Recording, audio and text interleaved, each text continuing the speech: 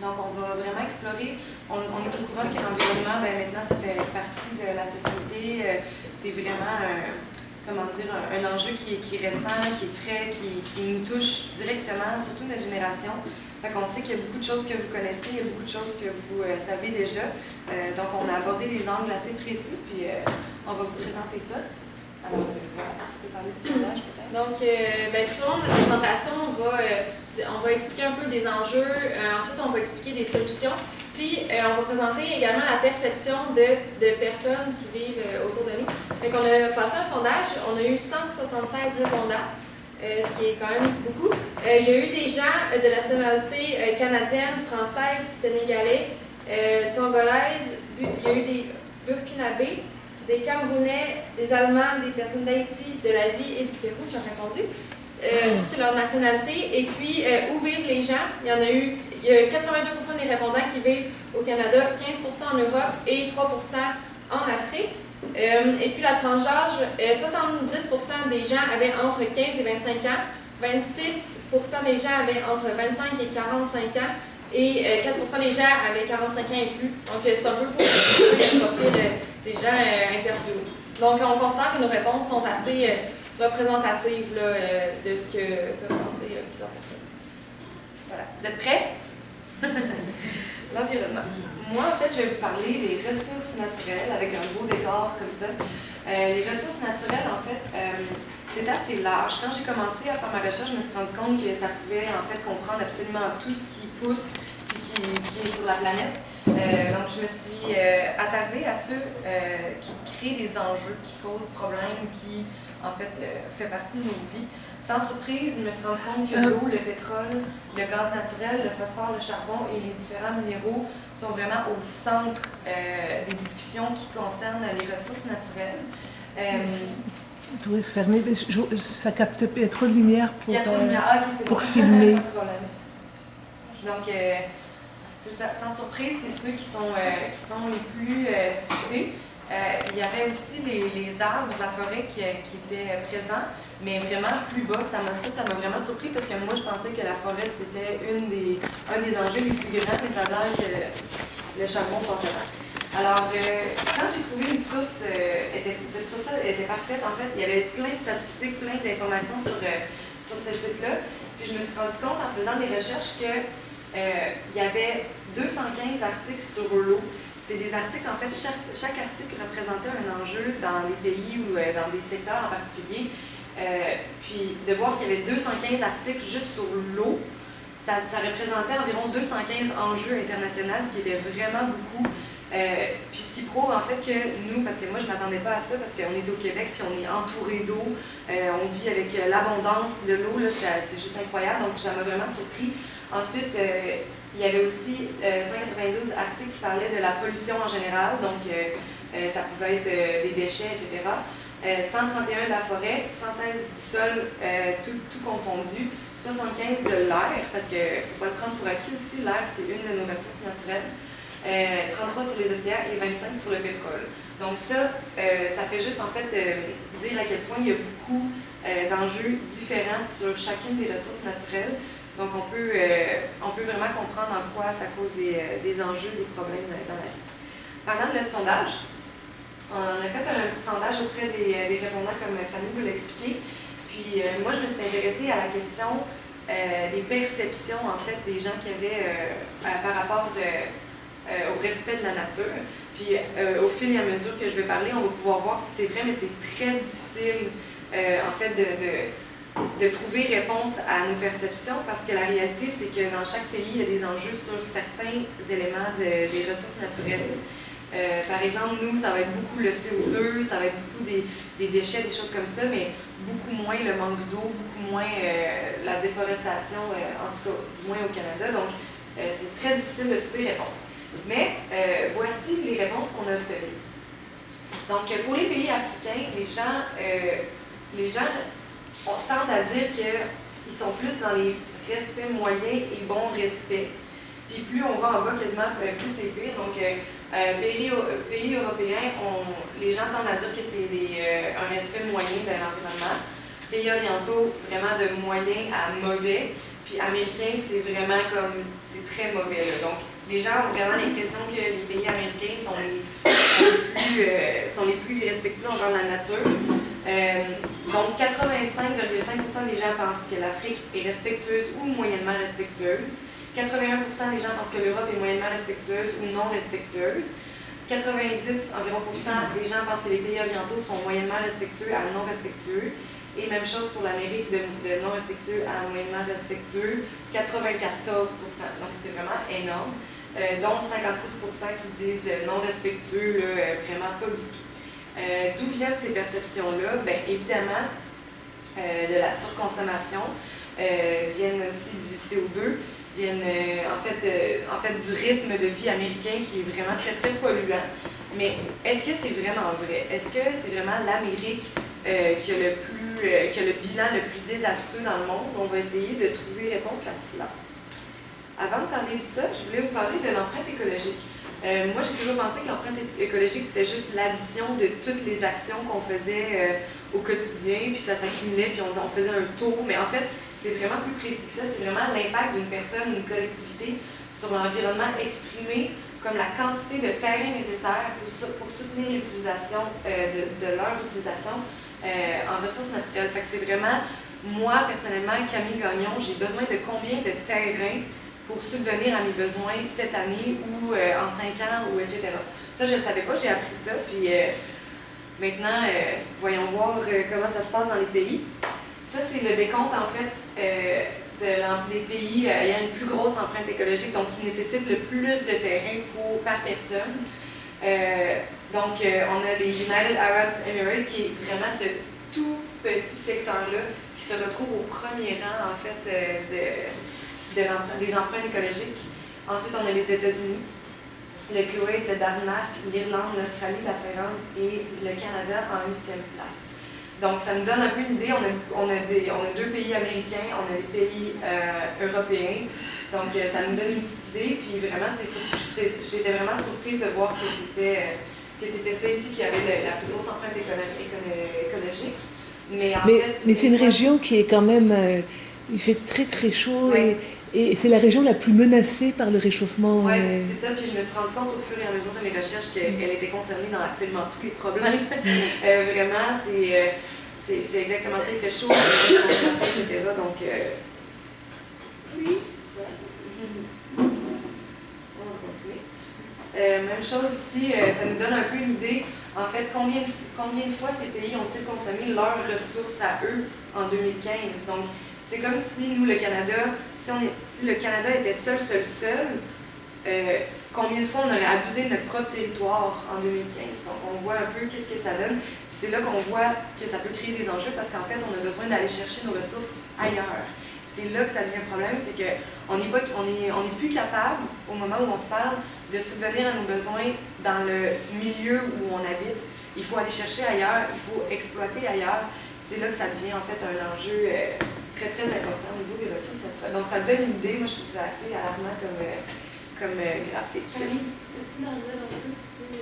Oui, en fait, ici on a les Emirates Arabes Unis, comme j'avais dit tantôt, qu'eux autres ont consommé 14,3 fois les ressources qu'il y avait à l'interne seulement en 2015. Donc, c'est comme si, je ne sais pas comment expliquer ça, dans le fond, ils ont toutes les ressources qu'ils ont utilisées dans leur pays, ben, il fait ça 14 fois, puis il va chercher un peu partout dans le monde, c'est ça qu'ils ont consommé. Je ne sais pas si je m'exprime bien. Même chose pour Israël, on arrive en 2e position. Corée du Sud, Italie, Chine, Afrique du Sud, Allemagne, États-Unis, Canada et France et Canada. Ce qu'on peut, en fait, ici, là, ce qui arrivait, c'est que j'allais voir des résultats, parce que je me disais, ça se peut pas qu'on consomme, au Canada, on consomme quand même beaucoup, mais c'est vraiment parce qu'on a un super de grand territoire avec beaucoup de ressources qui fait que ça diminue le chiffre, mais en fait, on est des grands consommateurs. Même chose pour les États-Unis, ça a l'air vraiment moins gros, mais en fait, ils consomment beaucoup plus, probablement, en tout, là, que le premier rang. C'est juste que leur territoire et leurs ressources naturelles sont beaucoup plus exploitées et diversifiées pour eux. Fait que ça, c'est pour l'empreinte écologique. Ensuite de ça, je me suis inspirée. Je suis allée voir, en fait, les émissions de CO2, ce qui est pour moi, en fait, un enjeu environnemental aussi. Donc, c'est juste pour vous donner, ça, je ne m'attendrai pas trop à ça parce que je pense que c'est assez commun. Je pense qu'on en entend beaucoup parler des CO2, puis on sait que c'est les endroits où en fait, c'est des pays développés, c'est des pays où il y a des voitures, c'est des pays où, etc., etc. Donc, on voit un peu la map, en fait, des émissions de CO2 à travers le monde. Puis on voit que, bien, évidemment, l'Amérique est beaucoup touchée. On voit aussi la Russie, etc. Donc, on se fait une idée, un portrait là aussi. Puis on voit que l'Europe, dans ce domaine-là, s'en sort un petit peu mieux. Fait que si on avait à comparer les pays européens, les pays américains, etc., ben là, dans ce domaine-là, ils s'en sortiraient un petit peu plus. Parce que c'est lié à la taille des voitures, puis oui, c'est ça, au transport en commun. Effectivement, joue beaucoup pour ça. Ensuite de ça, pour la production de déchets par personne, par pays, ça, je suis tombée en bas de ma chaise. Quand j'ai commencé à faire des recherches là-dessus, j'essayais de voir ça équivalait à quoi, puis j'essayais de trouver des images qui allaient être évocantes. Tu sais, je sais pas si vous avez déjà vu ça, tu prends un menu, puis tu enlèves le sucre, le gras, là tu vois le nombre de... En tout cas, je voulais essayer de faire ça, mais j'étais pas vraiment capable, c'est trop gros, puis c'est trop diversifié comme déchets. Mais bref, au Danemark, plus de 560 kg par personne par année de déchets. C'est beaucoup. Donc, Danemark, Pays-Bas, Angleterre, États-Unis, ça c'est en ordre, by the way. États-Unis, Belgique, Suisse, Australie, Nouvelle-Zélande. Puis là, j'ai sauté pour situer le Canada. Nous, on est au 12e rang avec 330 kg par personne par année, ce qui est quand même vraiment beaucoup, ce qui donne une idée que tous ces pays-là sont encore pires. Puis là, c'est là que les pays européens s'en sortent un petit peu moins bien, en fait. All of the top countries by waste generation are European. Fait que ça donne une idée aussi que... puis on en jasait aussi, l'importance du recyclage en Europe est vraiment moins importante qu'ici. En tout cas, je ne sais pas si vous êtes d'accord. Oui, vas-y. Ça m'étonne vraiment pour l'Angleterre, parce que quand j'avais été à Londres, j'avais tout prêt pour trouver une poubelle pour jeter mon café. Il n'y avait juste pas de poubelle dans la rue, fait que ça m'étonne que c'est ça le déchet. Oui, ben, c'est sûr que on parle aussi des déchets que les gens consomment à l'intérieur. J'imagine qu'ils ont un système pour les déchets, là, parce que moi aussi je suis allée, puis c'est vrai qu'il n'y a pas de poubelle, puis c'est vrai que c'est propre dans les rues, fait ils sont où les déchets? C'est leur secret, mais, mais effectivement, c'est dans le top 3. Là. Mais je ne saurais pas expliquer, je vais faire une thèse là-dessus malheureusement. Mais sinon, qu'est-ce que je voulais dire? Je me souviens plus trop. Oui, l'importance du recyclage, c'est ça. C'est moins important dans les pays européens, c'est plus présent ici. C'est une question de culture, c'est une question de gouvernement qui a mis les bonnes règles au bon moment, puis qui a fait beaucoup de promotion peut-être. Donc, il y a peut-être en fait un lien à faire avec ça. Puis, all of the bottom 16 countries by waste generation are high income. Ouais, ok. Puis aussi, plus en fait le pays est développé, plus il y a un gros salaire, un gros ceci, une bonne économie, plus les gens jettent. On peut vraiment comprendre qu'il y a une corrélation avec la consommation là-dedans. Oui, excuse-moi. Quand tu dis l'Europe, parce que moi je vais en France par exemple, moi je fais plus, j'ai l'impression qu'en France on fait beaucoup plus de tri sélectif qu'ici. Oula, moi non pas. Parce que, en fait, je pense que ça dépend, tu vois. Franchement, moi j'ai vu qu'on faisait beaucoup plus de tri ici. J'ai été vachement étonnée qu'ici on en fasse moins. De faire de quoi? Du tri sélectif. Ok. Et après, ça dépend qu'est-ce que tu parles de l'Europe, parce que je vois que là, dans ton tableau, il y a la Belgique. Enfin, je veux dire, ouais, c'est ça. La taille de l'Europe. Je généralise, mais c'était pour regarder en fait les perceptions qu'on avait au départ, là, voir si les pays européens, moi je trouve que c'est large, puis il y a de la diversité en masse, puis il y a des pays qui sont complètement isolés de ce phénomène-là, mais c'est vrai que... Il faut voir, est-ce que c'est les maisons, la vie quotidienne, ou bien est-ce que c'est les déchets agricoles là-dedans, les déchets... Il faut voir les déchets nucléaires, il faut voir comment c'est fait exactement. Non, mais je suis d'accord. Sachant qu'il n'y a pas de nucléaire, par exemple, au Canada, puis qu'il y en a en France, peut-être que ça augmente, tu sais, bon. C'est pas forcément les maisons, la vie quotidienne des gens uniquement, là. Mais sinon, c'est vrai ce que tu dis. En Europe, en fait, ce qu'on remarque, c'est qu'il y a juste moins de dispositifs nécessaires à la population pour faire du recyclage ou du compost. C'est plus il faut plus que tu forces en fait pour faire du recyclage et du compost. Il n'y a pas nécessairement comme ici, tu sais, à chaque semaine, puis je l'oublie tellement souvent, mais à chaque semaine, ils viennent chercher les vidanges, le recyclage, le compost, du moins dans mon quartier, dans mon coin. Oui. En Europe, c'est la même chose. C'est la même chose. Même moi, je suis plutôt de ton avis. Ça fait 2 ans que j'habite ici et c'est moins. C'est beaucoup plus difficile quand j'habite en ville de faire du compost et tout ça. Et le seul truc que je fais pour l'environnement, c'est de mettre mes trucs dans le bac bleu. Tu vois. Okay, alors que chez moi, je devais trier carton, plastique, machin. Ah, ok, c'est ce là. Ok, je comprends ce qu'il veut dire, ouais. Puis ça, aussi, on avait ça avant, puis ils ont juste arrêté. Maintenant, ils font le tri directement là-bas. Ça, c'est un exemple de la vie quotidienne, mais si tu vas à l'épicerie, en Belgique, tu ne peux plus acheter de sacs plastiques. Hein. On ne t'offre plus la possibilité. Nous, ce qu'on fait, c'est un bac en plastique que tu utilises toutes les semaines. Donc, plus de sacs en plastique, alors qu'ici, on te donne un sac en plastique, on t'en donne un deuxième pour être sûr. Non, mais on les paye, on les paye. Ouais, c'est bien, mais on les paye. Ouais. On paye 5 cents. Hein? Mais c'est ça que j'ai remarqué en fait en faisant mon travail, c'est qu'il y a tellement de facteurs. Tu peux pas dire, mettons, la France n'est pas écologique parce qu'il y a sûrement beaucoup plus de personnes qui prennent le transport en commun là-bas. Là, par exemple, ils vont avoir une autre chose qui vont faire qu'ils vont être un peu moins que nous ici. Fait que, il y a tellement de facteurs que c'est pour ça que je disais tantôt, en regardant les perceptions, il n'y a pas de façon très très définie de savoir en fait si un pays est éco-friendly ou pas. À part les chiffres, regardez vraiment les critères. Oui, voilà, ça dépend. Ça dépend pour moi. Pour moi, ma vision d'un pays écologique ou qui respectue l'environnement, ça peut changer aussi. Fait que c'est pour ça que c'est vraiment difficile. C'est vraiment difficile de le savoir. Puis aussi, qu'est-ce qu'on fait avec les déchets, ça a une grande différence aussi, j'ai l'impression. Sinon, je me suis intéressée aussi aux proportions des terres et les zones des terres et les zones maritimes sous protection. Je suis tombée là-dessus, puis j'avais pas pensé à ça, mais en fait, il y a des pays qui protègent beaucoup leur parc national, par exemple, leur forêt, etc. Puis quand je suis tombée là-dessus, je me suis dit, c'est vrai que ça fait partie en fait des ressources naturelles, de savoir est-ce que le gouvernement prend des mesures pour protéger son espace. Puis c'est ça. Donc à Monaco, c'est très petit, là, mais 98% des terres et des zones maritimes sont sous protection, ce qui est quand même exceptionnel. Slovénie, Gibraltar, Venezuela, Allemagne, étonnamment. États-Unis, 15%. Ça se donne, il est en 83e place. Mais 15% du territoire des États-Unis, ça doit être aussi gros que des pays dans le monde, donc ça doit être quand même beaucoup. Et Canada, on est 128e, mais là aussi, on peut voir à quel point on est grand. Sauf qu'on a beaucoup de forêts, fait que ça m'a surpris que ça soit seulement 7,2%. Mais voilà, ça c'est pour les proportions des terres et des zones maritimes protégées. Ensuite de ça, j'ai trouvé des statistiques sur les objectifs du protocole de Kyoto.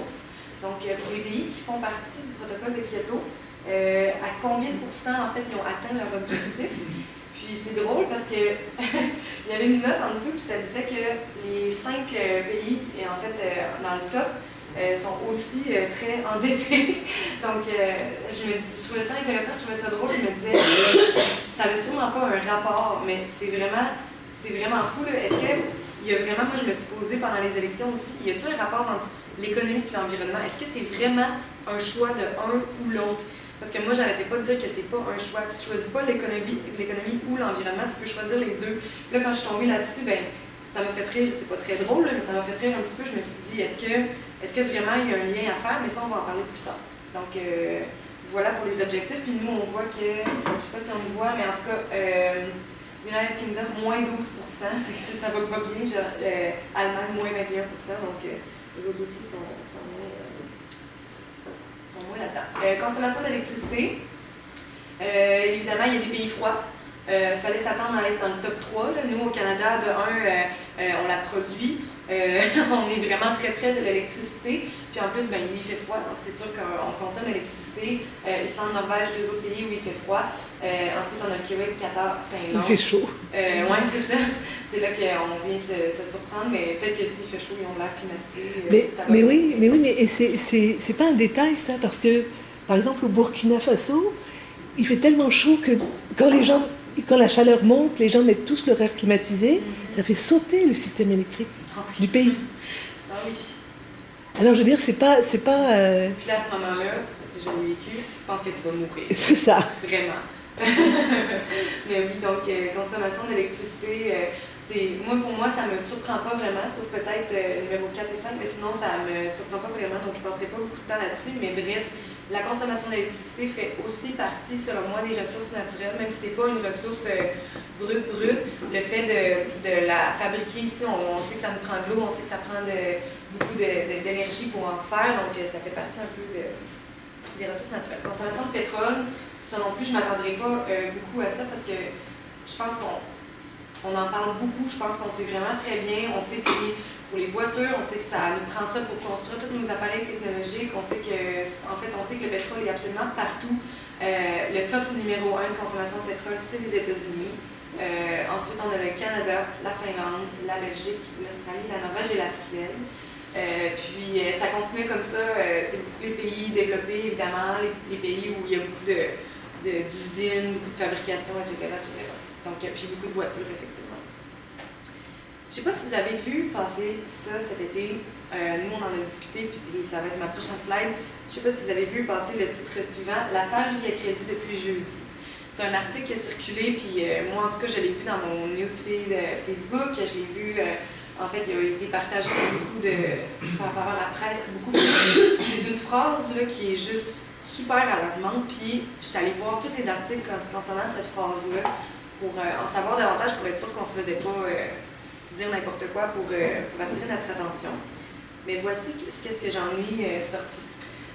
Si chacun vivait le même mode de vie qu'un Américain moyen, la population mondiale aurait besoin de 5 planètes bioproductives afin de nourrir, habiller et héberger chacun d'entre nous. Puis ça, c'est WWF Canada qui avait écrit ça dans l'article. C'est assez choquant. J'ai l'impression qu'en environnement, c'est plate à dire, mais on a besoin de phrases comme ça pour réaliser à quel point on consomme, à quel point on a besoin de ressources naturelles, et à quel point Moi, tu sais, par exemple, en voyant ça, je me dis, ça y est, là, couper l'eau potable dans la toilette, là, voyons, là, tu sais, on n'a pas besoin que l'eau soit buvable pour nos chats dans la cuvette, là, ça n'a aucun sens, puis tu lis des choses comme ça, puis tu te dis, ça y est, là, moi, dans ma vie, là, je consomme assez, je consomme comme une Américaine moyenne, probablement, puis si tout le monde était exactement comme moi, on aurait besoin de 5 planètes, c'est là que tu te sens un petit peu mal. Honnêtement, là, un petit peu beaucoup. Mais des phrases alarmantes, je pense que comme ça nous fait réfléchir beaucoup. Il y en avait une autre aussi.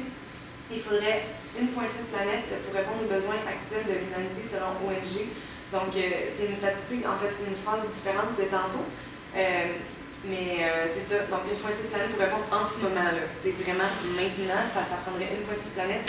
Là, tu te dis, c'est impossible, là, comment c'est possible, en fait, comment il y a de l'eau qui coule encore dans mon robinet, comment il y a de la bouffe, là, c'est là que tu vois que il y a une très grande différence entre les pays. Il y a des pays qui consomment vraiment moins, il y a des pays qui consomment vraiment plus, puis ces pays qui consomment vraiment plus, là, ils s'en vont puiser leurs ressources dans les pays qui consomment moins bien souvent. En 2030, si les émissions de CO2 ne diminuent pas, la population aura épuisé le budget écologique dès le 28 juin. Donc, le 28 juin 2030, il faudrait, en fait, le bilan, en fait, le budget écologique de CO2 serait complètement éteint. Puis là, plus tard, en dessous, en fait, il donnait des indications comme quoi, si on faisait que diminuer de 20 %, on pourrait allonger de tant d'années. Si on faisait 30 % de moins, on pourrait allonger de tant d'années. Puis là, tu voyais que c'était super calculé. Moi, ces phrases-là, je prends tout le temps ça avec un regard de recul parce qu'il y a des gens qui disaient que la fin du monde, ça allait être en 2000, puis en 2012, puis etc. Mais je trouve que c'est complètement fou parce que 2030, c'est juste dans 15 ans. Là.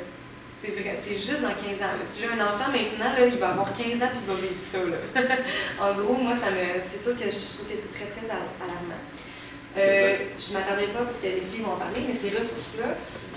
Oui. Oui, c'est pour aller dans le même sens. Je l'ai quelque part sur le campus, je ne sais plus où, sur un mur, et j'ai eu la même perception que toi. Quelqu'un a écrit, si les pays du Sud se mettaient à consommer comme nous en avons juste pour 10 ans. Et un autre est venu faire un petit commentaire en bas, il dit, donc faisons tout pour les maintenir là où ils sont. Ça m'a fait rire. Oui, c'est vrai, je pensais, oui. Oui, puisque s'ils se mettent à consommer comme nous, on en aura juste pour 10 ans, faisons tout pour qu'ils ne consomment pas. Mais le pire, c'est qu'il y a des entreprises qui pensent comme ça. Il y a des entreprises qui sont convaincues que l'Afrique, par exemple, ne devrait jamais se développer parce que sinon, c'est la fin du monde. Tu sais, il y a des entreprises qui sont convaincues qu'il faut garder des pays vraiment dans la pauvreté puis dans les manques de ressources maintenant pour qu'eux puissent... En fait, il y en a qui sont convaincus que les inégalités en général sont excellentes, puis c'est vrai, sont excellentes pour l'économie, mais en fait, c'est ça, c'est vraiment c'est fou là, de penser comme ça. On devrait les garder pauvres pour être sûr qu'ils ne consomment pas comme nous, là, mais en fait, c'est plus nous qui devrions changer nos moyens de consommer. Donc, des ressources naturelles, ça peut être culturel, ça peut être économique, ça peut être politique, ça peut être social, ça peut être beaucoup plus. Mais en quoi, par exemple, ça peut être culturel? Ben, ça peut être, par exemple, des tribus qui vivent dans la forêt, etc. Ça peut être l'eau, donc des ressources naturelles, on s'entend. Notre fleuve Saint-Laurent, pour nous, c'est culturel de savoir que notre grand-père pêchait là-dedans, etc. Donc, ça peut être très culturel. Malheureusement, la culture n'apporte pas d'argent. Ensuite de ça, ça peut être économique. Par exemple, nous, 20% en fait de notre PIB, c'est nos ressources naturelles. Donc, ça peut être très économique. J'ai écrit ici, ironiquement, chez nous, tout va bien. Parce qu'en fait, il y a ailleurs dans le monde où ça va moins bien. Quand j'ai trouvé ça ici, parce qu'on dit tout le temps, ben, nous, ça va bien chez nous parce qu'on produit l'électricité, on a de la forêt, on a du pétrole, on est correct, tout va bien. Mais la réalité, là, c'est que, par exemple, en Afrique, il y en a aussi des ressources naturelles, là. Donc, qu'est-ce qui se passe? Pourquoi les pays africains ne sont pas super riches à exporter leur café, leur pétrole, nanana? C'est que la réalité, c'est qu'ils n'ont pas d'argent nécessairement pour construire les infrastructures. L'État n'a pas d'argent pour construire les infrastructures pour exploiter les ressources et ramener l'argent à l'État. Mais il faut bien qu'ils les exploitent un jour, puis ils ont l'espoir qu'ils l'exploitent, donc ils vont commencer à privatiser, puis à permettre à des gens de venir exploiter de façon privée, par exemple, leur pétrole, etc. Et là, finalement, on se rend compte que l'argent ne revient jamais au pays, puis qu'il fait juste se disperser dans le monde. Donc ça, c'est juste... c'est incroyable de savoir ça, mais c'est pas vrai que quand tu n'as pas de ressources, tu peux pas être riche. Comme le Danemark là, a probablement aucune ressource naturelle sur leur territoire, puis ils se débrouillent très bien. Là. Donc c'est même pas une ressource, c'est même pas une question de si tu as des ressources naturelles, ça va bien aller pour toi. Malheureusement, c'est pas comme ça. Puis au fil de mes recherches, je voyais des articles, et on a parlé de malédiction des ressources naturelles. Puis là, j'étais comme, malédiction des ressources naturelles, comment ça peut être une malédiction? Bien, on se rend compte qu'en fait, les ressources naturelles ne sont pas en relation positive du tout avec l'économie. Ça n'a aucun rapport. Donc, la malédiction des ressources naturelles, qu'est-ce que ça mange en hiver? Pour ceux qui ne viennent pas de Québec, ça veut dire c'est quoi? En fait, c'est que la vente des matières premières conduira à des luttes de pouvoir qui déstabilisent l'activité économique des pays riches en ressources naturelles. Ça, c'est comme je viens d'expliquer, en fait, c'est que tu as une ressource naturelle, tu n'as peut-être pas autant d'argent que moi pour l'exploiter, donc je vais venir privatiser cette ressource naturelle-là, puis maintenant, ben, l'État n'a même pas de pouvoir sur ses propres ressources naturelles, puis en fait, ça devient quasiment une vulgaire marchandise. La volatilité des prix des matières premières entraîne des incertitudes et des risques aussi, parce que quand tu exploites tes propres ressources naturelles, le jour où il va y avoir une crise de pétrole ou une crise d'électricité ou une chute de production, ben en fait, tu es complètement à risque pour l'économie. L'exportation des matières premières conduit à une hausse des taux de change réel qui détériore la compétitivité du secteur manufacturier et conduit à une désindustrialisation du pays. Ça veut dire que c'est ça, t'es encore à risque avec les taux de change. On l'a vu, je pense que j'ai-tu un exemple? Je me souviens plus, je pense qu'il y avait un exemple, un pays, mon Dieu, je me souviens plus c'était quoi. Il avait trouvé en fait une source de pétrole, c'était un petit pays, puis il avait commencé à le vendre, là, il capotait, il faisait de l'argent et tout. Puis le taux de change a tellement augmenté, parce que là maintenant il y en avait qui faisaient de l'argent. Le taux, c'est l'État qui faisait de l'argent, donc là le taux de change a tellement augmenté, le coût de la vie a tellement augmenté que ça a créé en fait un super de gros gap, puis là il y a eu plein de pauvres, mais là mon Dieu, je me souviens vraiment plus de ma sauce, fait que je vais arrêter là. Et aussi ça peut être politique, là j'ai trouvé une petite caricature. On donne juste un coup de main sans aucune arrière-pensée, mais ça c'est une réalité qu'on voit en fait partout dans le monde, dont malheureusement dans les pays du Moyen-Orient, où on va donner un coup de main, mais en fait, il y a du pétrole en masse là-bas. Fait qu'on a tout intérêt à gagner la guerre. T'sais. Puis c'est arrivé beaucoup en Afrique, puis ça arrive encore aujourd'hui un peu partout. Fait que ça, c'est un exemple politique. Mais même au Canada, au Québec, avec Oui. le gaz de schiste, Oui, oui. l'uranium, ce que beaucoup de gens reprochent au gouvernement, c'est vous débarrassez de nos ressources naturelles, mais vous ne créez pas C'est ça. d'emplois, etc. Oui. En fait, sur une réalité économique, C'est- prenons le cas de la zone CFA, c'est les mois, Poétis, le Sénégal. Bon, par exemple, disons un pays de la zone franc CFA vend un produit, une matière première à 1 milliard de dollars. Ce pays-là verse à la France les 1 milliard de dollars. La France a immédiatement 50% sur cette vente. Donc, le pays a droit juste à un demi-milliard. Et ce demi-milliard de dollars-là, c'est la France qui imprime l'argent en CFA. Le dollar n'arrive jamais en Afrique, qui imprime en CFA et qui donne l'équivalent du demi-milliard en CFA au pays. Donc, dans ces conditions-là, ces États-là, ils peuvent avoir, je ne sais pas, n'importe quelle ressource première, mais à la base, ils n'en profitent pas. Moi, au Sénégal, on a une zone aurifère. Bon, l'or ne touche jamais le sol sénégalais dès qu'il est extrait. C'est des hélicos qui décollent de la zone au centre du pays, un peu dans le Sénégal oriental, qui viennent à l'aéroport de Dakar. Et l'or est directement acheminé en France. Dans ces conditions-là, qui profitent des ressources premières de l'Afrique? C'est les réalités économiques. L'année dernière, j'ai suivi une espèce de conférence sur c'était pourquoi l'Afrique est encore pas encore en voie de développement. T'sais, pourquoi, ben oui, beaucoup de pays, mais en fait, c'est quoi le problème avec l'Afrique? Ils ont les ressources, il y a des gens qui pourraient être là, puis tout, puis là, tu commences à penser, puis là, justement, on nous explique ce principe-là, on nous explique que c'est ça, il faut privatiser pour commencer, mais là, après ça, ça finit plus, etc. Puis, ça commence à, là, tu commences à te sentir extrêmement mal, mais c'est exactement ce principe-là qu'on voit. C'est le principe des grosses mains occidentales qui vient s'implanter un petit peu partout pour dire comment ça marche, puis on va vous montrer. Puis... Pour parler de la privatisation au Sénégal, il y a l'autoroute à faire qui permet de désencourager un peu la ville très rapidement. Ben, c'est une société française qui gère cette ressource. C'est Vinci, non? C'est pas Vinci? Mais eux autres, ils vont dire oui, mais si on n'était pas venus, vous n'auriez jamais eu d'autoroute. Ouais. C'est ça. Fait que là, ils vont dire oui, mais vous avez besoin de nous quand même, tu sais. Puis... En tout cas, ouais. Oui, c'est Ça me fait penser au film Diamatissage. Le film Diamatissage, il se passe au Congo. Puis c'est que, dans le fond, les Occidentaux, nous, on fait juste donner de l'argent pour développer les mines, mais les dirigeants, je pense, qui sont là-bas, ben, ils tuent la population où les mines, puis après ils exploitent les mines. Puis, dans le fond, nous, on a les mains propres parce qu'on a juste... On a fait un échange économique, on ne sait pas, nous, qui est allé... Parce que la connivence avec les dirigeants malhonnêtes. Ouais. Puis on ne le présente pas comme ça, hein, c'est vraiment souvent, ben, on va aller aider l'Afrique, on va aller les aider à bâtir une mine, ça va les aider pour l'économie et tout, puis on est comme, on est donc smart dans le fond, mais c'est pas comme ça que ça se passe vraiment, non, vraiment pas. C'est plutôt cet exemple-là, puis tu sais, c'est politique, mais on s'entend, la politique comprend absolument tout, l'économie, etc. aussi, mais on va en parler tantôt, donc je ne vais pas trop rentrer là-dedans. Puis un exemple social, je vais pas tout dire ça, mais en fait, c'est un cas en fait, c'est le cas d'un pays, en fait, qui était riche en pétrole, en gaz, en charbon, etc. Puis, ils ont fait une étude à savoir, à l'exception du Canada, de l'Australie et de la Norvège, ils voient une corrélation entre quand tu as des ressources naturelles à côté, là, puis ton pays vit de ça, ta population est moins éduquée. Parce qu'en fait, ils profitent, mais la main-d'œuvre, ça prend de la main-d'œuvre en masse, il faut exploiter. Puis l'État met vraiment moins d'importance sur l'éducation, mais plus sur le travail pour justement s'enrichir puis avoir ces ressources naturelles-là. Donc, c'est juste un petit cas pour dire que ça peut être social aussi.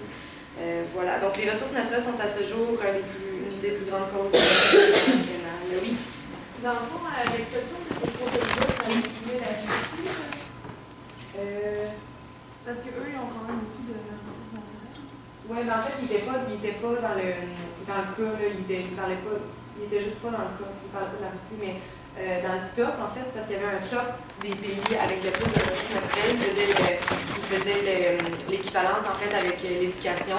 Mais dans le top se trouvait, mettons, dans le top 5 se trouvait le Canada, l'Australie et la Norvège en ressources naturelles, pardon. Puis, ben, c'est les 3 cas, en fait, qui étaient pas...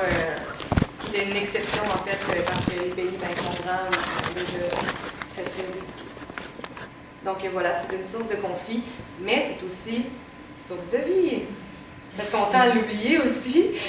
Oui, c'est économique, oui, c'est social, oui, c'est politique, mais c'est source de vie. Là. Les ressources naturelles, c'est ce qui nous nourrit, c'est la raison pourquoi on est là aujourd'hui, c'est la raison pourquoi il y a juste la vie sur la Terre, donc il ne faut surtout pas oublier ça. La loi constitutionnelle sur la Charte de l'environnement rappelle que les ressources et les équilibres naturels ont conditionné l'émergence de l'humanité. L'avenir et l'existence même de l'humanité sont indissociables de son milieu naturel. Puis ça, je pense que les gens qui ont des intérêts très, très financiers tendent à oublier cette phrase-là, qu'au final, la raison pourquoi on veut faire du blé, c'est parce qu'on en a besoin pour manger. Tu sais, c'est avant tout un besoin d'existence. Puis malheureusement, ce besoin-là, ben, il est nécessaire aussi aux pays qui sont sous-développés. Là. Il est nécessaire aux pays qui n'ont pas de ressources ou qui ne puissent pas bénéficier des ressources. Donc, c'est un peu comme le lien avec le vivre ensemble aussi, c'est de se dire, ben, les ressources naturelles, au-delà de tous les enjeux possibles, c'est aussi la raison de vie, puis c'est peut-être pour ça que c'est un aussi grand enjeu, puis on s'en rend compte. Ben, c'est la condition de survie de l'humanité. Voilà, tu sais, on est là, mange pas de l'argent. On est là, puis ah mon Dieu, oui, ça prend 1,6 planète Terre pour qu'on puisse survivre, mais on est dans Mars, gang, là, tu sais, on vit sur cette planète-là, puis nous, on prend pour acquis parce que le Costco est immense, puis on pense que les ressources sont infinies, mais la réalité, c'est que nous, on a des Costco, mais que les Costco, ça représente pas la planète, puis ça représente pas... Tu sais, s'il fallait faire probablement une échelle de à quel point on manque de ressources, puis qu'on voit vraiment le résultat concrètement dans nos épiceries, là, on se rendrait compte qu'il y aurait une coupe d'épicerie qui serait fermée. Puis il y aurait une coupe d'épicerie qui n'aurait pas grand-chose sur les étagères. Si on vraiment faisait la proportion pour tout le monde, partout égal dans le monde, là, on se rendrait compte que les Costco pousseraient peut-être moins vite. Pour Marie Latour et Costco, là, c'est des épiceries, là, d'une taille, vous n'avez même pas une idée. C'est des espèces d'entrepôts remplis de choses à acheter, immenses. Puis là, ce qui est drôle chez Costco, c'est qu'ils vendent en paquet pour acheter moins cher. Donc là, tu peux voir des personnes se promener avec l'équivalent d'un bureau de nouilles ramen, là, parce que ça coûte moins cher. Là. Fait que ça, c'est vraiment l'exemple type là, de la surconsommation, je dirais, c'est Costco. Donc, l'environnement, ça n'a pas toujours été un enjeu qui a été important. Nous, on vit là-dedans, nous, on se le fait dire. Probablement que vous, quand vous étiez jeune, c'était un petit peu moins présent. En tout cas, c'était le cas pour mes parents aussi. L'environnement, en fait, on s'intéressait vraiment pas à ça comme aujourd'hui. Puis, des fois, on regarde autour de nous, puis on dit, nous aussi, qu'on n'est pas sensibilisés sur que c'est quand on regarde, en fait, le fond, on voit qu'on est tellement touché par les problématiques environnementales, comme par exemple le déversement d'eau usée là, à Montréal. Là, je veux dire, si vous n'en avez pas entendu parler, c'est presque impossible. Puis ça, on voit qu'il y a eu une grande évolution. Fait que ça serait le côté positif, c'est que la sensibilisation fonctionne. Les gens sont de plus en plus sensibilisés, sont de plus en plus éduqués à partir de ça. Je vais vous montrer un petit exemple. Là, je suis vraiment désolée pour ceux qui vont avoir de la misère avec l'accent. C'est une vidéo des appendices. C'est un groupe de personnes qui font des vidéos assez comiques, très, très absurdes et très provoquants aussi. Puis je vais juste vous montrer ça. Je vais juste vous dire à quel point c'est tellement rendu présent qu'on en fait maintenant des caricatures, on en fait maintenant un sujet d'actualité, un sujet parmi tant d'autres, mais c'est vraiment... Ça va être vraiment beau. Est-ce que le son va marcher? Oui. Veux-tu augmenter le son? Sur ton ordi, probablement. Bienvenue à Sénat Opinion. Notre sujet d'aujourd'hui devrait donc exploiter nos ressources naturelles, même si ça nuit à l'environnement. Pour une fois au Québec, le petit Québec, le petit fromage de loi 101, politicien corrompu de garderie à sa problème, on a quelque chose qui pourrait nous permettre de faire un peu d'argent, d'arrêter d'être pauvre au point d'avoir à ramasser du change, tout un nord à terre pour faire notre épicerie au magasin de piastres, habillé avec le vieux linge de nos cousins, mais de couple d'environnementalistes tout croche avec des grands cheveux de princesse, attachés avec des élastiques à brocoli, qui s'habillent en plein air même quand ils se font dans un mariage, qui viennent nous dire qu'on devrait pas exploiter nos ressources au cas où on offrait de la laine à un Indien, ou bien qu'on menacerait la survie d'une cochonnerie qu'on ne savait même pas qu'elle existait.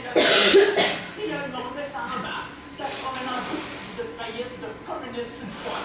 Ça dit pourquoi est-ce qu'on a autant besoin d'essence et d'ouvrir autant de mines? Pourquoi? Je ne sais pas. C'est parce que le monde change de monde plus souvent que les Indiens. C'est qu'ils passent leur journée chez Apple à acheter des ordi à 3000$ pour regarder des losers qui connaissent rien et qui chialent sur tout, sortir des arguments moins solides qu'un gars Ikea monté par le titre ne sais rien. Fait que si on à chaque fois que quelqu'un dit le mot pétrole ou bien métal, le monde arrêtait d'acheter des cossins qui sont faits avec ça. Ben on n'aurait pas besoin d'ouvrir une mine à chaque fois qu'une compagnie invente une nouvelle manière de faire la file à des gros tas avec des t-shirts de Scooby-Doo qui ont besoin de 3 sortes de iPad pour comprendre qu'ils n'auront jamais de blonde. Ça, c'est un pétage de quoi, mais ouais, on dirait que ça nous vient. Fait que désolé pour ceux qui ont peut-être pas tout compris, là, en votant que c'est un langage assez... Tu l'avais compris? Mariette, tu as compris quelque chose? Un peu? Voilà, donc...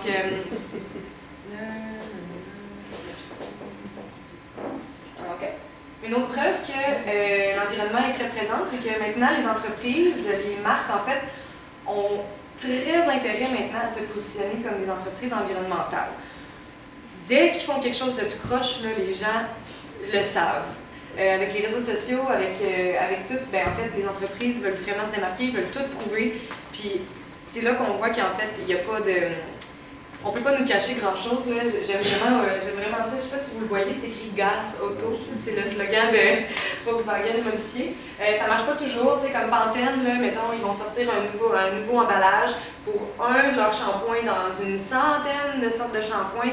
Cet emballage-là, il est biodégradable. Mais tu sais, t'es pas environnemental, là. Tu veux juste, tu vois à quel point les entreprises, ils ont sûrement toutes maintenant un département de, ben toi, trouve des idées pour qu'on ait l'air plus éco-friendly, tu sais, mais la réalité, c'est que c'est du jase, mais peu d'action.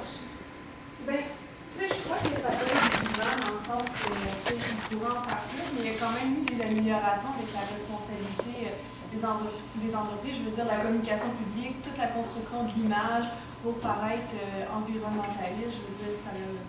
Mais ce qu'elle veut dire, c'est que parfois, ça masque, c'est ce qu'on appelle l'éco-blanchiment qui existe là.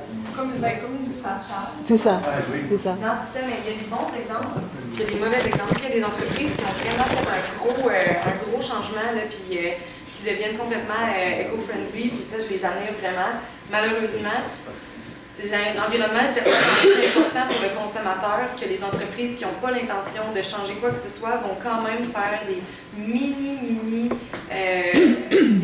actions pour paraître plus environnementales, mais effectivement. Puis, tu sais, par exemple, Starbucks, ben, ils vendent combien de petits cafés comme ça en carton dans une journée, puis on a mis une poubelle recyclage, fait que maintenant on est pro l'environnement, tu sais. Maintenant, c'est comme la slide suivante le dit, il ne suffit pas de dire, il faut savoir, il faut voir, c'est-à-dire on veut que les gens nous prouvent qu'ils sont environnementaux, puis ça nous tient à cœur beaucoup. Donc, c'est en fait, ça prouve qu'on s'en va vers un monde positif. Un autre exemple qui nous dit qu'on a eu un avancement, je vais vous montrer une vidéo qui, je me souviens, est sortie il y a quelques années, mais pas si longtemps que ça. Je me souviens que quand je l'ai vue, là, puis moi puis mes amis, puis en fait les réseaux sociaux, on était tous « Wow, c'est vraiment cool, une belle initiative ». Puis l'autre fois, je montrais ça aux filles, ça faisait 5 ans que je ne l'avais pas vu, là, puis je montrais ça aux filles, puis ça nous a comme laissé sur un petit arrière-goût amer. Puis on s'est dit, on est tellement rendus sensibilisés qu'on sait que ces entreprises-là font ça juste pour avoir l'air éco. Fait que je vais vous montrer, mais c'est notre opinion. Peut-être que vous allez trouver ça bien, mais c'est un petit vidéo qui montre aussi comment on peut acheter la conscience des gens avec seulement une vidéo, puis comment on peut justement faussement les sensibiliser. Je sais pas. Vous me direz ce que c'est. You're a good person. You spend time with your family. You work out at the gym. You conserve water while showering. You like nice clothes. You give to charity. You recycle. You drive a Prius, but you use your bike when you can. You enjoy the occasional distraction at work, and you always send a card on Mother's Day. Always. But there's a part of you that tells yourself that you're not so good, that you could be doing more, that the world is falling apart at the seams, and all you've been doing is yoga.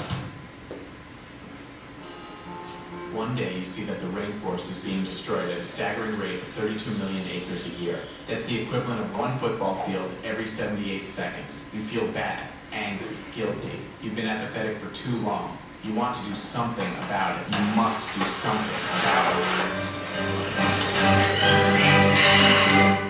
Well, this is what you're not going to do. You're not going to quit your job, leave your family, get on the next flight to Nicaragua, take a bus to the edge of the jungle, then hoof it across rivers, lakes, and streams on a quest to the very heart of the rainforest. Take me to the heart of the rainforest. You're getting closer. You're almost there. You have arrived. You're not going to ingratiate yourself with the local tribesmen, go to great lengths to earn their respect and trust. No.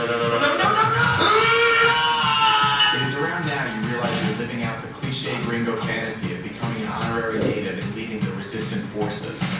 But screw it. If they could do it, so can you. I'm gonna save you! Expect those over here to do this and what's happening, that's right from right over here. You're not going to coordinate and occupy the rainforest movement. Realize it's hopeless. Summon the power of the gods. Lead a revolution against the deforesters and their multinational employers in an apocalyptic, once-and-for-all battle to save humanity. Only to awaken 2 days later in an El Salvadorian hospital with 2 toes missing on your left foot.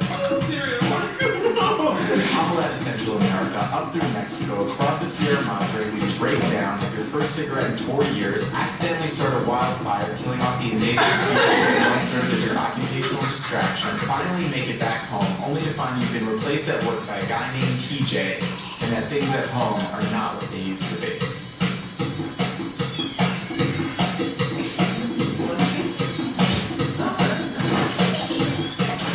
You're not going to do any of these things, but what you can do is follow the frog.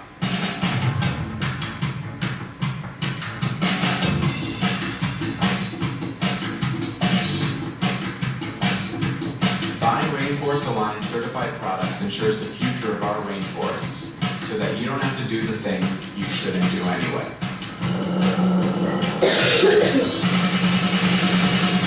Just follow the frog. Et c'est quoi votre malaise Mon malaise est le suivant. C'est qu'en fait, c'est des entreprises qui, OK, vont peut-être cette année-là décider qu'ils ne couperont pas la forêt, mais qui vont aller ailleurs, couper une autre forêt. Il n'y a aucune source qui nous dit que c'est vrai. S'ils ne font pas ça, ben, peut-être qu'ils vont juste aller abuser le village voisin, peut-être qu'ils vont tuer du monde qui habite dans une autre forêt plus loin. Dans le sens que c'est des multinationales, c'est même pas des commerce local, ça dit même pas here's what you can do, genre encourager le commerce local et équitable, mais non, c'est du placement produit de multinationales que tu dis peut-être qu'ils ont arrêté d'aller en Amazonie, mais qu'est-ce qu'ils font ailleurs, qu'est-ce qu'ils font en Nouvelle-Zélande, etc. Fait, en tant que telle, l'idée puis la vidéo, je voyais tout le monde sourire, elle est drôle, elle est entertaining et tout, mais est-ce que vraiment c'est ça la solution? C'est là notre petit malaise. Puis un autre problème aussi, c'est juste de consommer les produits en tant que tel. Une barre Mars, ça sert strictement à rien dans la vie. Puis tu vas être écologique si tu manges une barre Mars, mais ça sert à rien. Puis il y avait plein de produits. Il y avait du café qui viennent de super loin, des bananes qui viennent d'ailleurs. Si on voulait être vraiment écologique, on n'importerait pas de bananes ici, ou on ne consommerait pas tous les papiers essuie-tout écologiques. Puis le problème, c'est en tant que tel de consommer, puis la personne qui va lire ça, qui va regarder ça, va dire OK, ça va sauver les forêts amazoniennes, mais non, le problème est de consommer le produit en tant que tel, en plus de ce que Camille a dit. Là. Ouais, mais... Moi, le malaise j'ai peut-être eu un malaise encore plus profond que vous, ce qui me disait n'agis pas, achète. Ouais, c'est ça, exactement. Mais au-delà de ça, ils disent quand tu agis, il t'arrive les pires choses de l'humanité. Pas juste comme quand tu agis, ça fait rien. Juste, il va t'arriver cette suite d'événements désastreux. Voilà. Juste tu vas perdre ta femme. Ta femme va être perdue, tout ça. Tu vas pas manifester, jeune consommateur. Tu vas perdre tes oreilles. Voilà, moi c'est ça qui m'a frappé, c'est ce que je voulais dire. C'est une vision de la participation et de l'engagement qui est vraiment caricaturale. Et... Puis ce malaise-là, on le ressentait pas il y a quelques années. Puis c'est là qu'on voit qu'il y a eu une grosse évolution parce que maintenant on sait que l'engagement, on sait que l'environnement, c'est surtout nous dans la classe, on en discute et tout, puis on n'arrête pas de dire qu'il faut agir personnellement, puis nanana, puis que... Mais cette vidéo-là, autant qu'elle va encourager, OK, oui, c'est vrai, la dévalorisation, nanana, mais autant c'est un message tellement à double sens. Tu sais, c'est vraiment, tu sais, c'est qui a payé pour cette vidéo-là? La réalité, c'est ça. Tu sais. Et une placement de produit Apple tout le long. Ouais, aussi, en plus. Oui. Ben, c'est ça, juste. Tu regardes la vidéo, puis c'est du greenwashing. Ouais, voilà. On s'en rend compte. Tu sais, effectivement, c'est drôle, puis tu y penses pas pendant un bout, mais dès qu'il arrive au Follow the Frog, je suis comme. D'un coup. Tu sais, le vrai green, là, c'est ça, ça serait de. Tu sais, comme Fanny a dit, une barre Mars.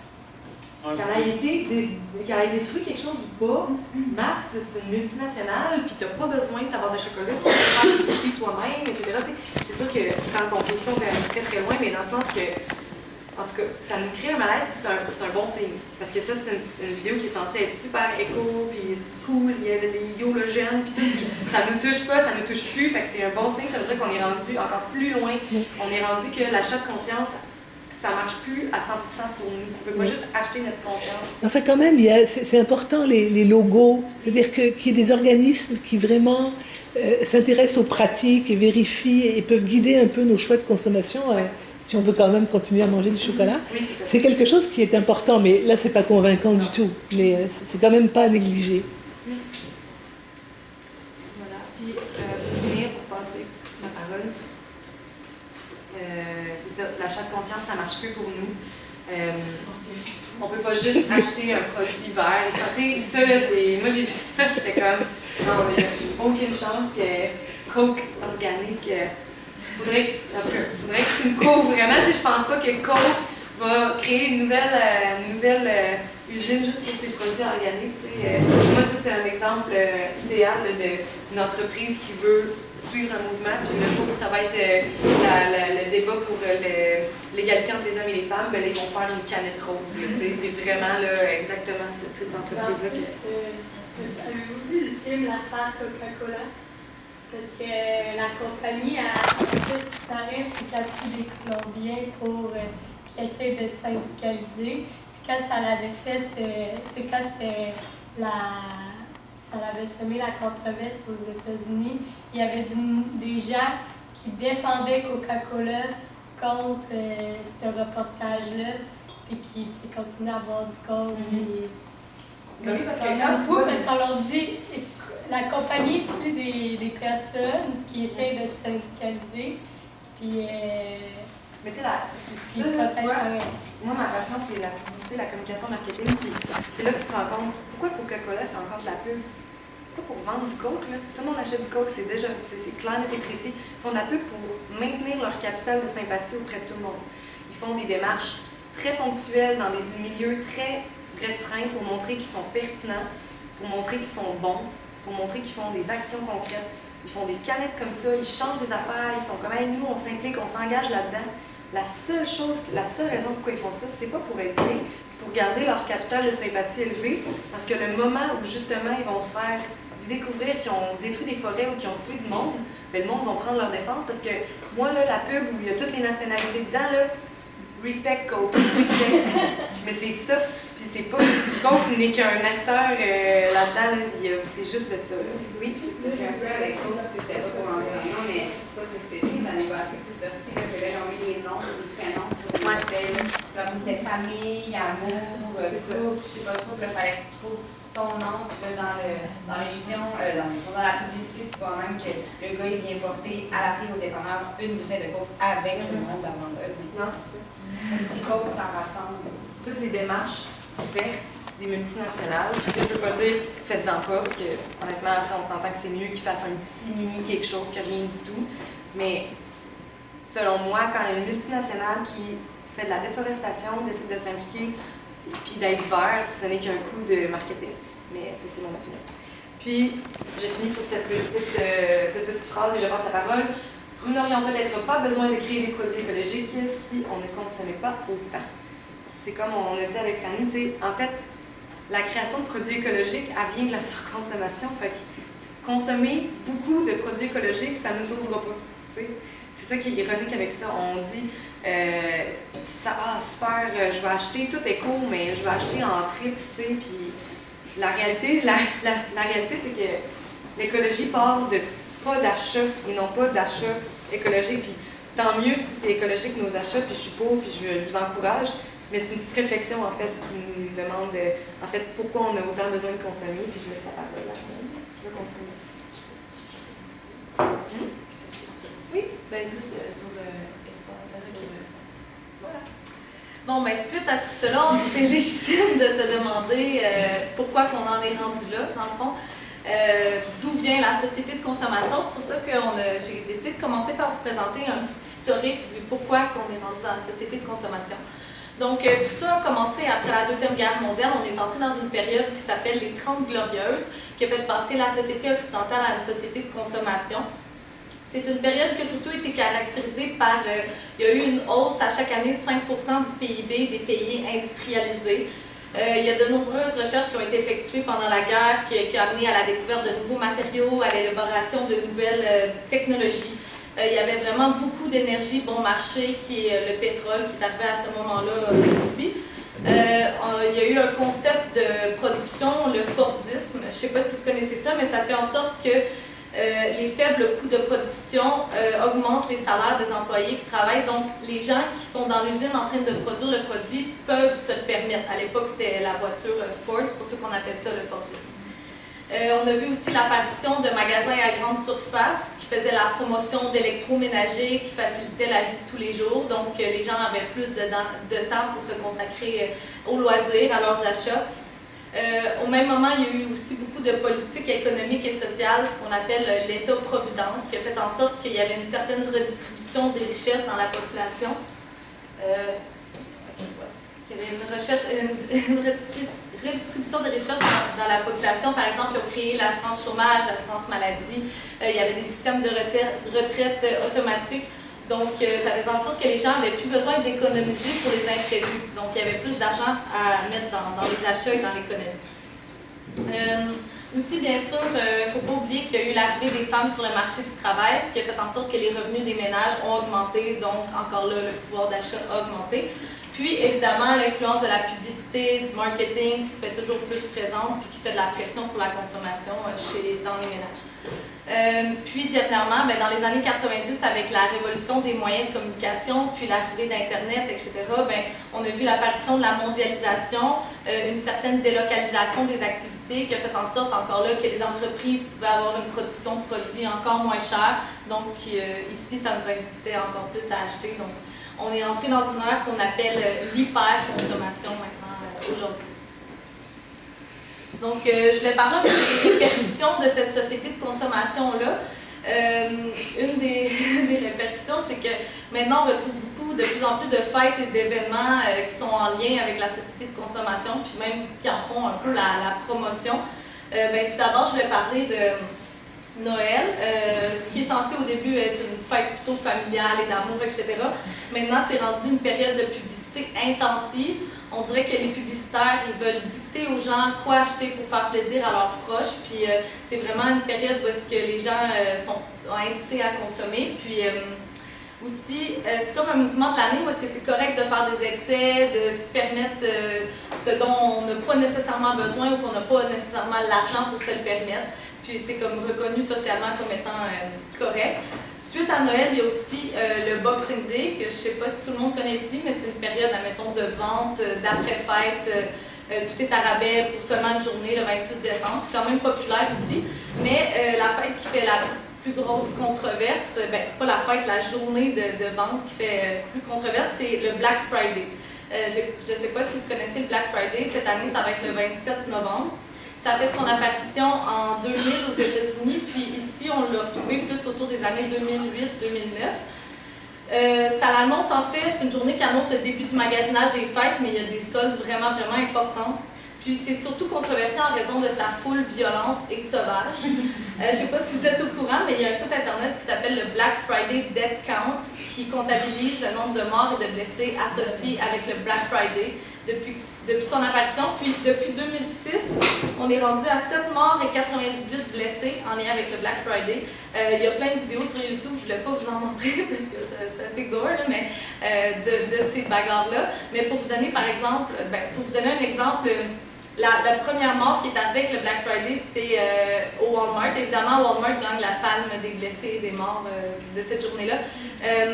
Le magasin était censé ouvrir ses portes à 7 heures. Donc, il y avait une foule à l'extérieur du Walmart qui attendait que ça l'ouvre, puis il y avait un employé à l'intérieur du Walmart qui attendait justement d'ouvrir la porte à 7h.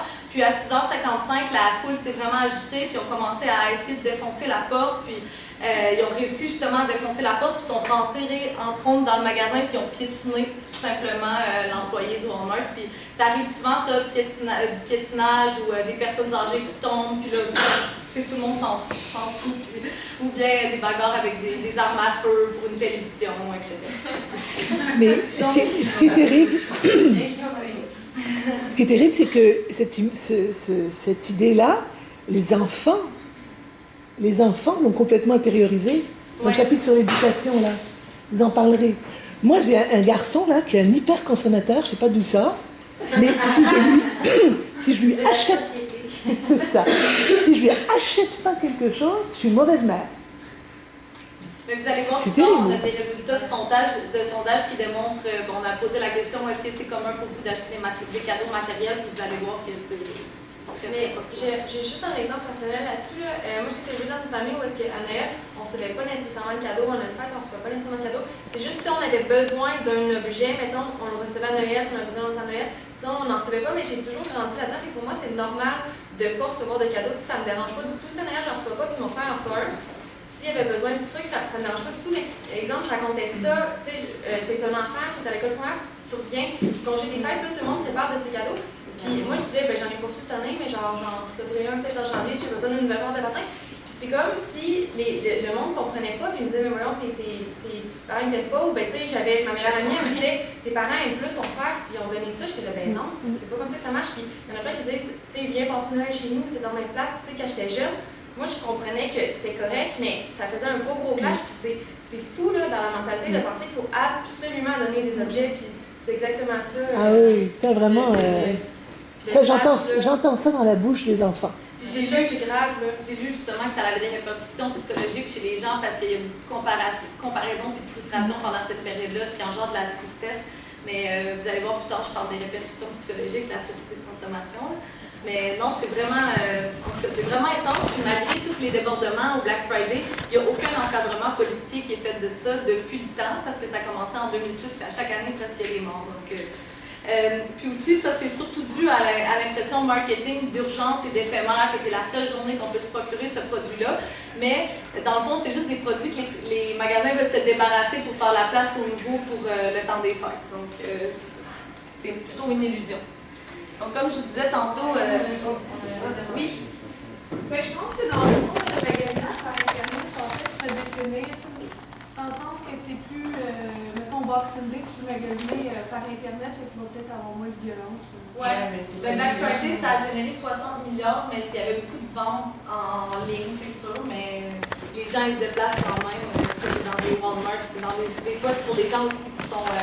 il y a beaucoup de gens qui n'ont pas beaucoup de moyens aux États-Unis, donc c'est pour ça un peu qu'ils vont au Walmart s'acheter ces objets-là cette journée-là parce qu'ils sont moins chers. Fait que c'est vraiment des gens qui ont Internet et tout. Je sais pas. Mais c'est vrai que peut-être que c'est... Peut-être d'ici une dizaine d'années, ça va changer. L'élimination de Il faudrait essayer qu'il n'y ait pas un afflux, que ce soit juste Internet, mais que ce soit d'autres choses. Ouais.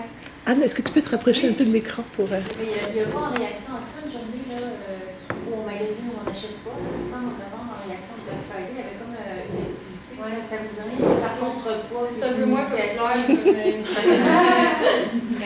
la connais, mais peut-être que... Il y a le mouvement minimaliste, en tout cas, qui est vraiment fort, mais on va en parler tout le temps.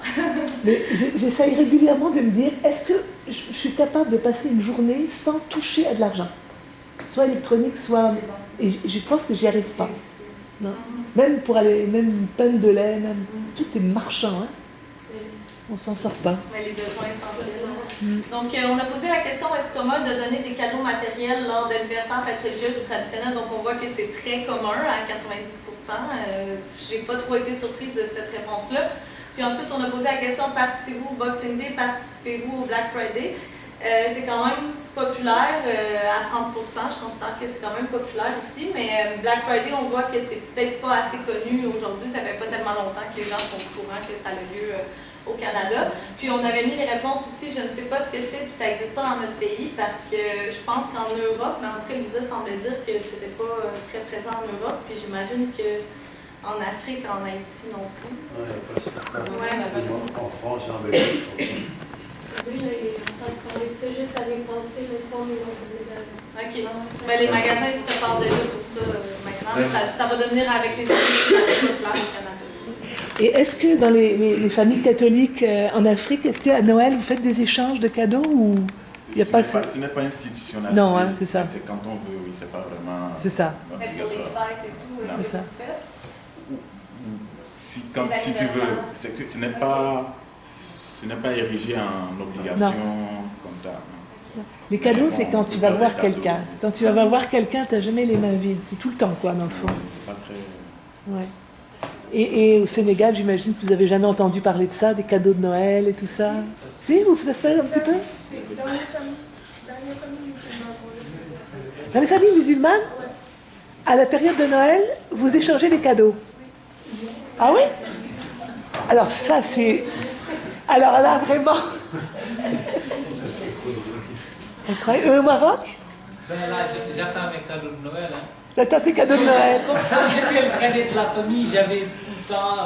des cadeaux. Une multitude de cadeaux. Même dans une famille musulmane. Et au Maroc? Pas toutes les familles, mais je sais que moi, ma mère, elle aime Noël. J'ai des cadeaux. Bon, alors ça, c'est le pouvoir de la colonisation. C'est délirant. Bon, pour passer à autre chose, une autre influence de la société de consommation, c'est beaucoup l'influence de la mode qui est très, très, très présente aujourd'hui. Avant, la publicité ciblait plutôt les femmes, mais maintenant, ça cible beaucoup les hommes, les enfants, les adolescents. Puis on voit qu'ils tentent de cibler les gens de plus en plus jeunes, comme par exemple maintenant les adolescents s'affirment beaucoup par la mode, puis beaucoup par les marques aussi, étant donné que les célébrités souvent ils font la promotion de certaines marques là, pour être associés à ces gens-là, mais on achète les mêmes marques.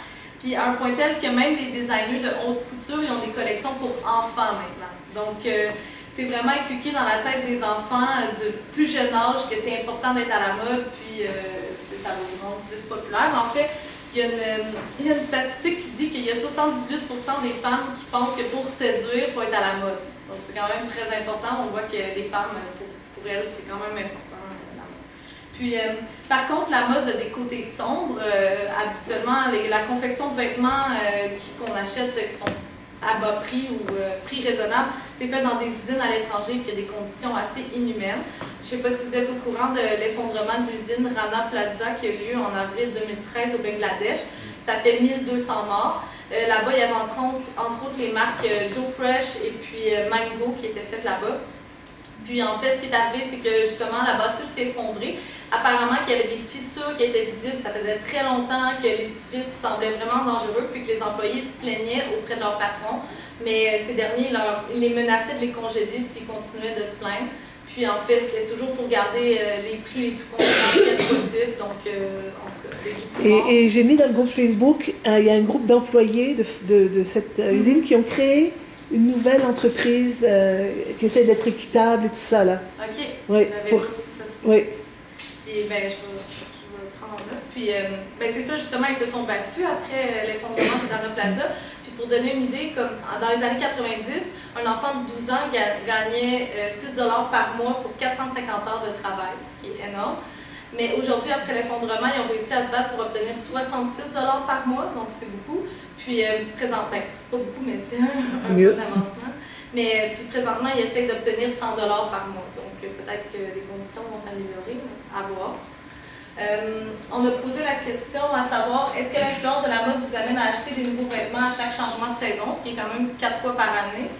Puis on a eu des réponses positives à 30% pour oui, ce que moi je considère que c'est quand même beaucoup, mais ça démontre à quel point c'est important et qu'il y a beaucoup de consommation par rapport à ça. Et probablement que si le prix des vêtements montait, ce serait... Oui, c'est ça, parce que les vêtements sont rendus quand même abordables dans un certain sens.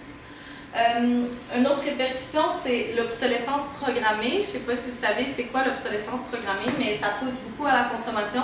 Dans le fond, c'est d'intentionnellement diminuer la durée de vie des objets pour faire en sorte qu'ils arrêtent de fonctionner puis qu'on ait besoin tout le temps de les remplacer par les entreprises qui les fabriquent.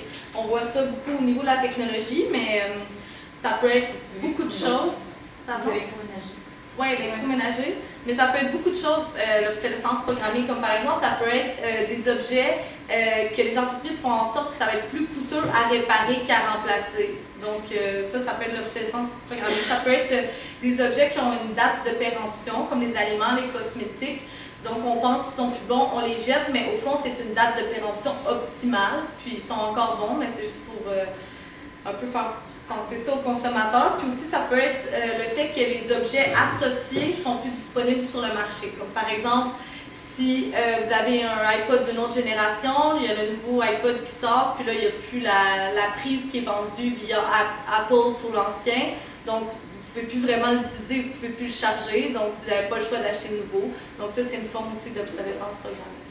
Des exemples célèbres d'obsolescence programmée, comme par exemple, je ne sais pas si vous êtes au courant, mais le bas de nylon, quand il a été créé, il était tellement résistant que les gens n'avaient plus besoin d'aller en acheter. Donc, ils ont fait en sorte qu'il était super fragile et que les femmes continuent tout le temps d'aller se racheter du bas de nylon. On s'entend, un bas de nylon, ça ne dure pas longtemps.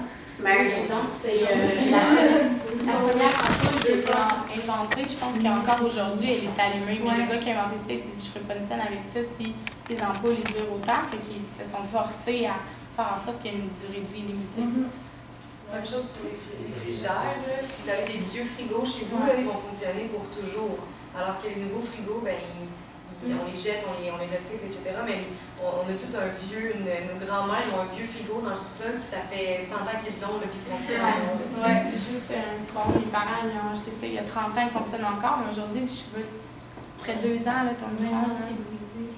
Ou les téléphones, les iPhones qui ferment, qui n'allument plus jamais, des choses comme ça. C'est ça, ils disaient que, comme par exemple les iPods ou les iPhones, les batteries au début étaient programmées juste pour durer 18 mois. Là, je pense que ça s'est amélioré, mais quand même 18 mois, c'est pas tellement long. J'avais lu qu'il y avait lu un article qui était vraiment outré, mais apparemment, justement, les trucs informatiques, comme les téléphones, etc., c'était, dans le fond, ils placent certaines composantes proches l'une de l'autre pour que ça brise.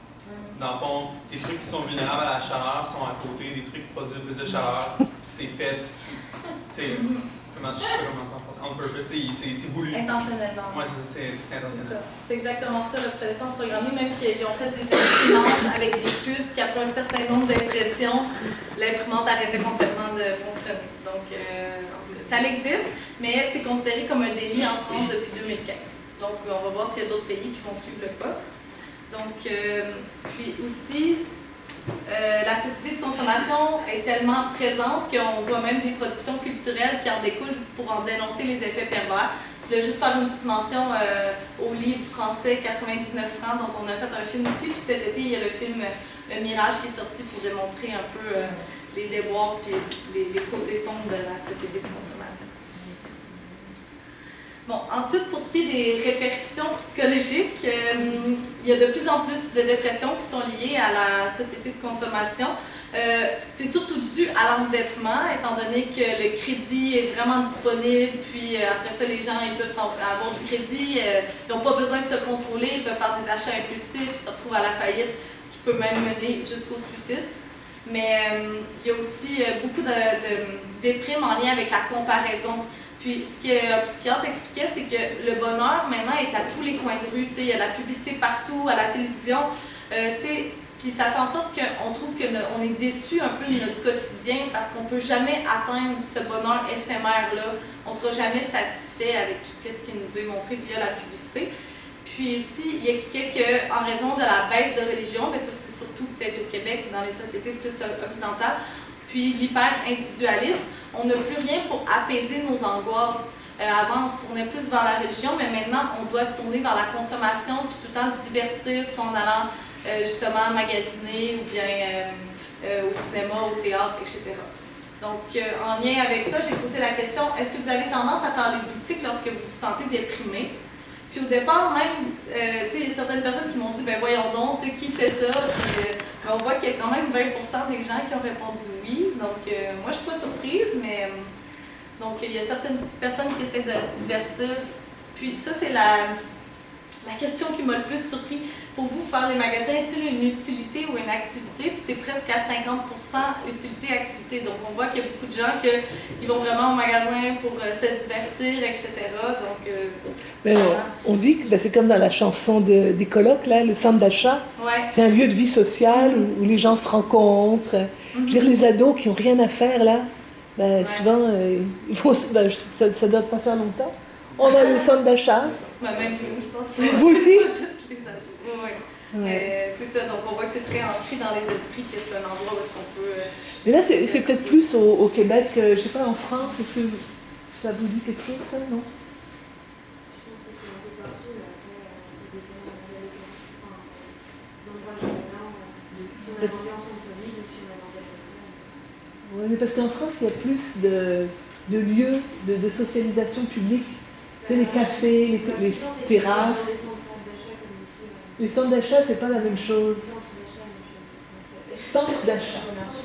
À Marseille, je sais que moi, pour ma part, quand j'étais adolescente, c'était vraiment la sortie de centre commercial avec les copines. Ok. Mais c'était peut-être une vision plus provinciale qu'à Paris, où c'est plus genre les cafés, les choses comme ça. Parce que nous, du coup, pour sortir de chez soi, il n'y avait pas de café dans la rue ou quoi, donc c'était plus comme ça qu'on C'était au centre commercial. socialisait, mais ça n'a pas duré longtemps. À partir d'un certain âge, on arrête ce genre de choses. Oui. C'est drôle, hein, vraiment. Mais c'est toujours quand même... C'est notre culture. Puis finalement, je vais vous parler de certaines répercussions environnementales de cette société de consommation-là. Je ne vais pas toutes les nommer, là, mais par exemple, pour ce qui est de la production technologique, les produits technologiques sont faits avec beaucoup de métaux. Puis par exemple, juste dans un cellulaire, il y a 40 métaux différents, dont certains dangereux, comme le plomb, le mercure. Il y a des substances chimiques dangereuses. Donc on parle d'un certain épuisement, vers un épuisement des mines, étant donné qu'un ordinateur a une durée de vie de 3 à 4 ans, puis un cellulaire de 18 mois. Donc, s'il faut tout le temps s'en acheter un nouveau, etc., dans les mines, ce n'est pas des ressources renouvelables. Donc, c'est possible qu'il y ait un certain épuisement des mines en raison des produits technologiques. Puis, c'est important de savoir aussi que les produits de haute technologie doivent être dépollués avant d'être jetés. Mais dans la plupart des cas, ils sont souvent jetés et incinérés, ce qui crée beaucoup de tort pour l'environnement. Aussi, je ne sais pas si ça va vous surprendre, mais Internet pollue énormément. Par exemple, Internet, l'industrie des technologies de l'information et des communications représente 2% des émissions de CO2 mondiales, donc pollue autant que tous les avions dans l'atmosphère. Puis ça, c'est en raison du fait qu'il y a des méga serveurs qui font rouler tout Internet. Puis les méga serveurs produisent autant d'énergie que 15 centrales nucléaires. Puis sont situés dans des endroits où est-ce que l'énergie est alimentée au charbon. Donc c'est pourquoi c'est autant polluant. Puis ils ont besoin d'une importante climatisation aussi pour toujours rester pas surchauffés. Donc pour vous donner des exemples, Twitter engendre 1 tonne de CO2 par jour.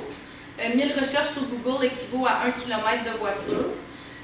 Donc ce qui est quand même beaucoup. Puis à ce jour, on a 20 à 50 millions de tonnes de déchets électroniques dans le monde, puis c'est en augmentation de 3 à 5% par an.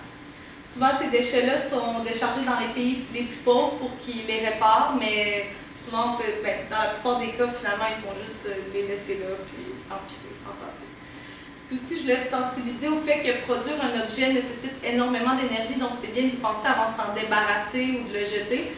Par exemple, une table en bois laqué nécessite autant d'énergie que de faire fonctionner une lampe économique pendant 22 jours. Donc, on a posé des questions par rapport à ça.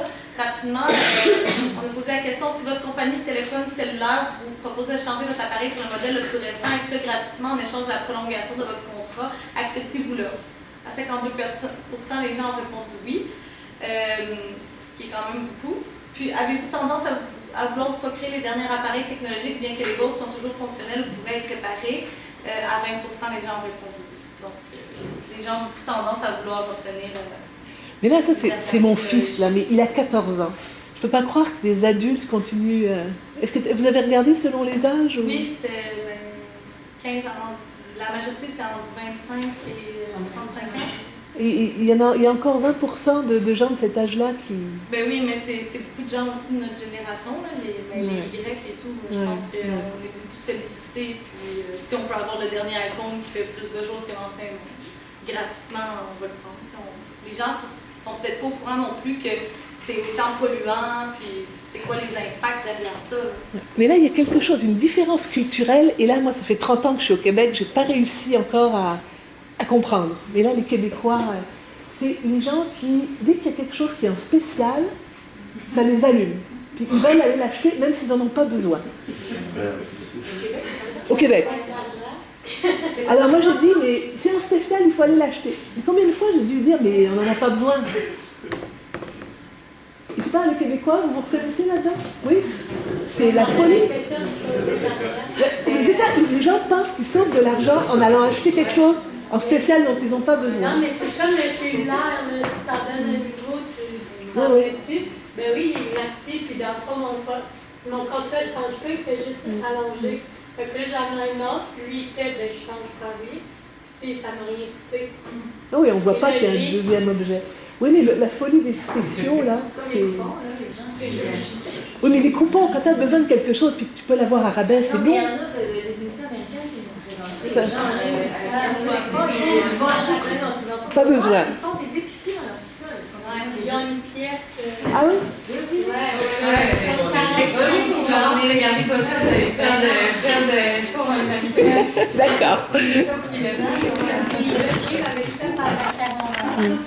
dirait qu'il y a une insécurité, moi je pense. Il y a une insécurité, ça je peux le comprendre. Qui vient peut-être d'une tradition de pauvreté. C'est ça que j'aurais pensé intuitivement. Oui. Mes grands-parents, c'est pauvre, là ça fait... Ah oui, quand tu es vraiment pauvre, oui. Mais... Je sais pas. Ouais. Bon, pour poursuivre, je vais vous dire qu'il y a quand même de l'espoir à l'horizon. Donc, il y a différents mouvements qui ont lieu présentement pour un peu contrer ce phénomène de consommation-là. Premièrement, il y a l'Observatoire de la consommation responsable canadien, que lui, sa mission est de valoriser la consommation responsable, assurer le transfert de connaissances, puis être un leader du changement comportemental. Donc, vous pouvez aller visiter leur site internet, ça donne plein de trucs pour consommer de façon plus responsable. Il y a aussi une montée du mouvement minimaliste ou de simplicité volontaire. Dans le fond, ce mouvement-là, c'est un mode de vie consistant à réduire sa consommation de biens volontairement. Le principe derrière ça, c'est que plus on consomme, plus on a besoin d'argent, plus on doit travailler, plus on travaille, ben moins on passe de temps avec les gens qu'on aime, etc. Donc, ça sert un peu à rien de courir toujours après un bonheur éphémère, parce que de toute façon, la publicité va toujours faire en sorte qu'il va y avoir un nouveau besoin. Donc, il essaie un peu de sortir de ce cercle-là. Puis, on a un groupe de simplicité volontaire à Québec. Si jamais ça vous intéresse, j'ai mis le lien ici. Puis, il y a aussi un mouvement qui devient de plus en plus populaire qui s'appelle le slow fashion, pour un peu aller contrer l'industrie de la mode. C'est des mises en avant de techniques de production, d'approvisionnement respectueuses de l'environnement. Ils créent des vêtements durables, indémodables, pour que les gens n'aient pas tout le temps sans cesse à s'en racheter. Puis aussi, ils font la promotion d'acheter des vêtements de seconde main, etc. Donc, selon moi, c'est un bon mouvement à suivre. Donc, par rapport à ça, on a posé la question, avez-vous déjà acheté des vêtements dans une boutique de seconde main? Si oui, seconde main, c'est d'occasion. Ça veut dire d'occasion. Mais on voit quand même à 80%, les gens ont répondu qu'ils avaient déjà effectué ça. Donc, mais les étudiants, j'imagine, quand même, c'est une ressource... Puis il y a aussi plein de trucs, tu sais, à la mode, mais c'est super profil un peu. Mais en même temps, sur les H&M, par exemple, le linge est tellement pas cher. Ouais, c'est ça. C'est pas de bonne qualité aussi, on peut prendre le temps. C'est rare que tu regardes ben, j'ai une friperie à côté de chez moi sur Saint-Joseph, puis justement, tu sais, des fois j'y vais, puis tu sais, c'est le fun, il y a plein de morceaux et tout, mais les morceaux sont comme 40 $. Fait que, tu sais, est-ce que tu veux, tu sais, dans ton, chez H&M, ce serait 20 $, fait en tout cas, c'est à améliorer parce que Village et Valeurs, ils se font un profit sur, ils reçoivent tous les vêtements gratuitement, puis ils revendent. Ça va à Walmart, ouais, c'est ça. Le Village des Valeurs? Ouais, c'est pas le Village des Valeurs, là. C'est qu'il y a un certain minimum pour être considéré comme organisme sans but lucratif, ou bien organisme correct. Là. Oui, sans but lucratif. Ils donnent le minimum mettons, c'est vraiment pas beaucoup en plus, c'est comme 7%, mettons, qui vont donner de leur profit à un autre, puis ça appartient à Walmart. C'est pas beau de l'âge valeur, puis ils vendent des trucs super chers, là. Oui, ils vendent de plus en plus cher, là. C'est rendu plus abordable, même pour moi. J'imagine même pas quelqu'un qui en a besoin. Il y a des robes à 25$ là, chez Village Valeur. Puis il faut se rappeler que ça appartient à Roland. C'est pour ça que c'est bien, mettons, d'aller dans l'armée du salut à côté de chez Ben. Pas nécessairement l'armée du salut, mais dans les petites à côté de chez nous. Regardez, Emmaüs, des organismes vraiment communautaires que des gens comme le Village Valeur. Oui, mais c'est pour ça qu'on donne du linge, il faut vraiment porter attention à la boîte parce que des fois, ils vont le revendre. Fait que Castor, maintenant, je porte vraiment attention pour que ça aille, par exemple, à une fondation pour les mères monoparentales. Parce que juste donner du linge pour qu'après ça, ils le revendent après, je me dis ça peut... Moi, j'ai déposé des sacs au HLM. Je vais directement... Pour s'assurer que ça va directement... Je vais à la source. Et les paires de patins et tout ça que mes enfants, je vais les porter au HLM. Oui? Sur Facebook, là, les puces Québec, l'autre fois, souvent, il y a des gens qui disent « Ah, j'aurais besoin de linge pour une jeune fille, blablabla. » Puis moi, des fois, j'en donne...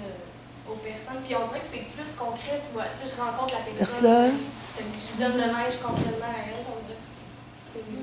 Oui, Amélie? Je pense que c'est plus comme ça parce que, surtout des places comme l'armée du salut, souvent les gens qui vont, j'ai connu quelqu'un qui travaille là, que souvent les gens ils vont ouvrir les sacs, ils vont prendre ce qu'ils veulent, puis ils vont donner le reste, fait que ça va pas vraiment, ils en ont vraiment besoin.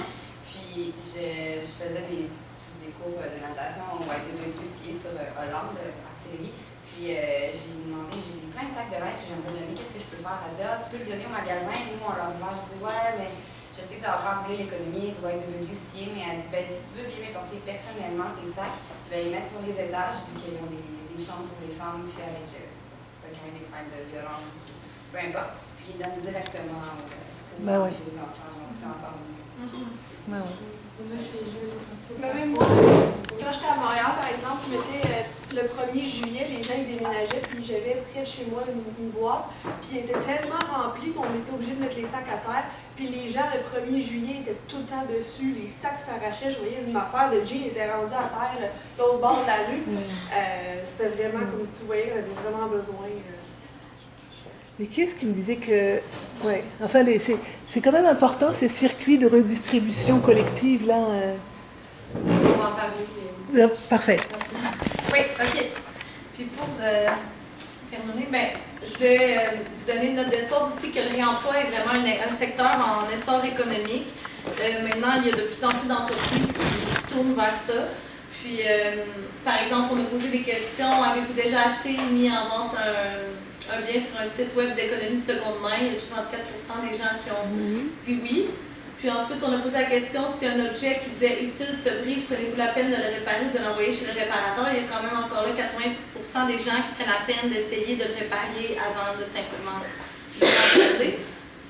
Puis aussi, selon la Fondation David Suzuki, le Canada est précurseur dans le domaine des énergies propres, puis pourrait être en voie de devenir un leader, donc ça serait bien d'encourager ça.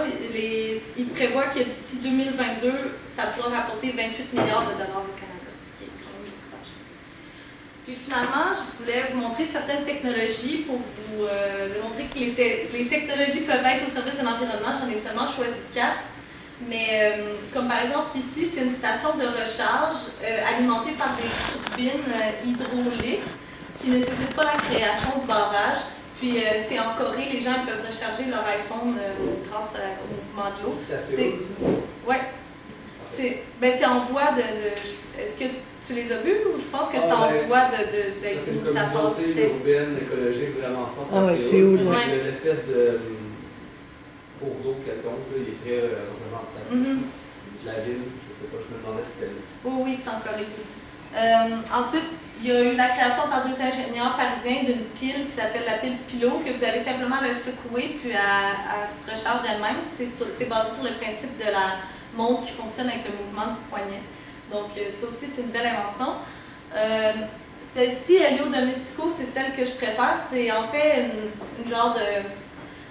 Dans le fond, c'est fait pour dessaler l'eau, pour la transformer en eau potable. C'est fait avec des matériaux comme l'argile, le métal, etc., qui peuvent être faits directement dans les communautés. Donc c'est super facile à faire. Puis vous faites simplement mettre l'eau le matin dedans, puis à la fin de la journée, ça produit 5 litres d'eau potable. Donc ça aussi. Puis finalement, il y a le fond de bloc. Je voulais montrer une vidéo, mais je pense pas que j'en ai le temps. Mais c'est pour contrer l'obsolescence programmée. Dans le fond, c'est un principe de téléphone, puis ici, ça serait la base que vous avez, qui est censé durer longtemps, puis après ça, vous pouvez changer l'écran comme vous voulez, vous pouvez changer la batterie si elle ne fonctionne plus, vous pouvez changer la caméra. Si par exemple vous faites tout sur le nuage, vous n'avez plus besoin d'avoir un endroit qui garde vos données, fait que vous pouvez grossir la batterie, prendre la place d'un autre bloc, etc. Donc ça, c'est en voie de... je pense que c'est créé, mais qu'ils ne peuvent juste pas le mettre sur le marché à cause des grandes compagnies de téléphones cellulaires. Donc ils veulent l'appui des gens. Donc si vous allez sur leur site internet, je pense que vous pouvez les appuyer, etc. Donc c'est ça, je passe la parole à Annie. Puis moi, je vais vous présenter un peu pour poursuivre dans la logique de Anne de trouver des solutions. Moi, je vais vous en présenter deux grandes. Je vais vous présenter premièrement le mouvement de l'économie de partage, l'économie collaborative. Puis ensuite, je vais vous parler du végétarisme comme solution au problème environnemental. Donc, c'est ça, l'économie collaborative. En fait, c'est de partager des objets entre personnes. En ce moment, comme on l'a vu dans notre présentation, c'est que tout le monde a son objet, tout le monde fait sa consommation personnelle, puis il y a un des trucs qui est de limiter sa propre consommation, mais on peut encore plus la limiter en partageant les objets. C'est ce que je vais vous démontrer. Donc, dans l'économie collaborative, l'économie de partage, on peut penser au covoiturage, puis on a demandé à nos répondants si ils avaient déjà utilisé le service de covoiturage, donc à 67% oui, donc tout le monde, 67% des personnes ont utilisé l'économie collaborative, si on peut dire ça. Puis aussi, il y a des trucs comme Uber, Airbnb, vous en avez sans doute entendu parler, puis il y a des grandes controverses parce que ça change un peu. En fait, ça change totalement le modèle de capitalisme, qui est quelqu'un qui possède du matériel, puis les gens, mettons, par exemple avec Airbnb, des gens possèdent des hôtels. Là, c'est les touristes qui vont vers l'hôtel dans la structure comme qui a été créée pour accueillir les touristes. Mais là, on déplace un peu l'espèce de capitalisme. Comme ça, on déplace vers les gens qui accueillent les gens chez eux. Fait que ça fait, tu sais, ultimement, si Airbnb prenait plus de place, il y aurait moins d'hôtels. Donc, mais ça cause un grand conflit. Puis, on voit dans les médias que c'est controversé parce que c'est présenté comme faisant la concurrence déloyale au premier modèle que j'ai présenté. Puis, il s'agit de la concurrence déloyale. Il y a 14% qui pensent que oui. 51% qui pensent que c'est avantageux pour l'économie, puis 34% qui n'ont pas d'opinion sur la question. Mais le 51% qui pensent que c'est avantageux pour l'économie, ça clash un peu avec ce qu'on entend dans les médias, fait que j'ai été assez surprise de cette réponse-là. Fait que l'économie de partage, c'est vraiment basé sur un modèle de partage. Puis Aristote avait dit la phrase suivante: la richesse réside bien plus dans l'usage que dans la possession. Puis c'est un peu ça que je vais vous démontrer au cours de ce que je vais vous présenter. Puis, c'est ça, comme j'ai dit, c'est vraiment un changement de modèle économique. Puis, c'est pas totalement... tu sais, il faut garder en tête que ça suit quand même une logique de capitalisme, cette économie-là. C'est une monétisation des ressources sous-utilisées souvent. Fait que ça suit le capitalisme, mais c'est pour créer moins d'objets ultimement. Fait que ça, en fait, c'est comme une éco-conception du produit. Ça vise à maximiser sa durée de vie puis à maximiser son taux d'utilisation. Puis les avantages environnementaux que ça va avoir, ça va être ça va augmenter l'efficacité d'usage, réduire les déchets, encourager le développement de meilleurs produits puis éponger les surplus créés par la surproduction et la surconsommation. Donc je vais vous montrer comment tout ça c'est possible. Bon, ça on va le passer. Bon, fait qu'il y a trois grandes catégories d'économie de partage, si on peut dire. Il y a les services d'usage partagés par location. Donc, il y a le site ShareWiz, que ça, c'est du partage de biens entre particuliers. Donc, exemple, j'achète une perceuse que j'utilise une fois par mois. Moi, je peux la mettre là-dessus. Puis, à la place que tout le monde dans mon quartier, en Saint-Lorette, va acheter une perceuse puis qu'il l'utilise 5 minutes par mois, moi j'en ai une, puis je vais la louer aux autres autour de moi. Fait que je vais faire du profit sur la perceuse que j'ai achetée, fait que c'est pour ça que je dis que ça suit le capitalisme, ça suit la logique, mais il va y avoir moins de perceuses qui vont être vendues, donc moins de perceuses créées ultimement.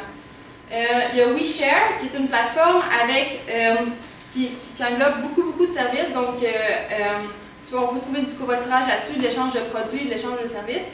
Il y a le mouvement Partage ton frigo.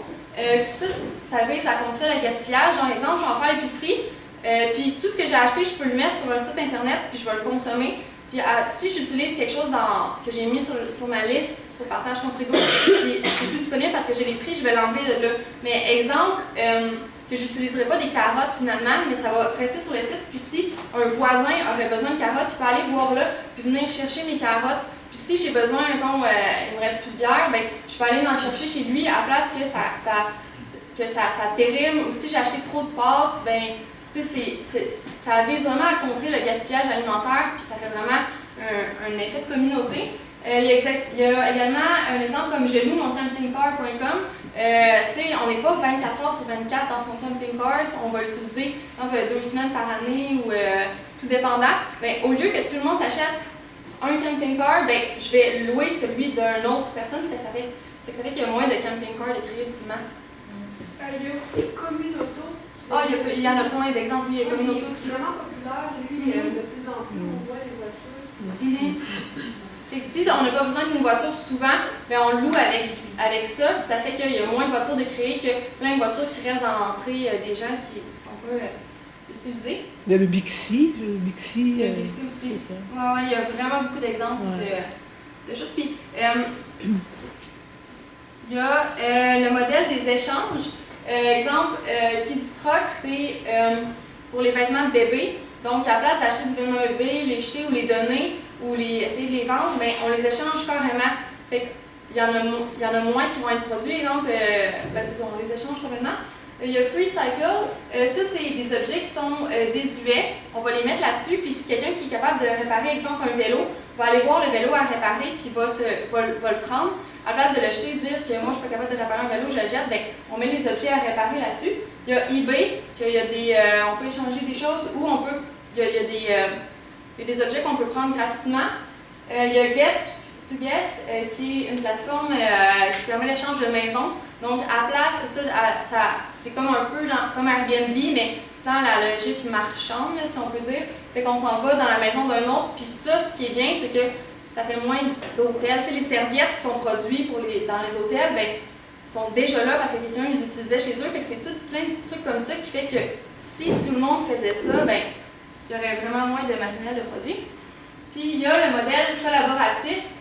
Ça, c'est vraiment comme par pure générosité, si on peut dire. Puis c'est dans une recherche plus de liens sociaux. Comme Camp dans mon jardin, c'est inviter les gens à venir camper dans son arrière-cour. Il y a le couchsurfing que vous connaissez sans doute, que probablement beaucoup de gens d'entre vous ont fait. On n'attend rien de la personne, mais sauf un lien social, puis la personne en profite gratuitement. Puis c'est ça, puis il y a Troc Art, qui ça c'est en France, mais il y a un peu la même chose au Québec. On va vendre des services en échange de points, si on peut dire. Donc, moi, je suis bonne pour réparer des vélos, ben, je vais réparer le vélo de quelqu'un d'autre, ça va me donner tant de points, puis avec mes points, je vais pouvoir m'acheter le service de quelqu'un d'autre. Donc, ça fait que... Ça s'appelle l'accorderie, puis le chapitre 9 va en parler. Ah, ok, parfait. Et qu'est-ce qui est utilisé déjà Couchsurfing parmi vous? Quand même.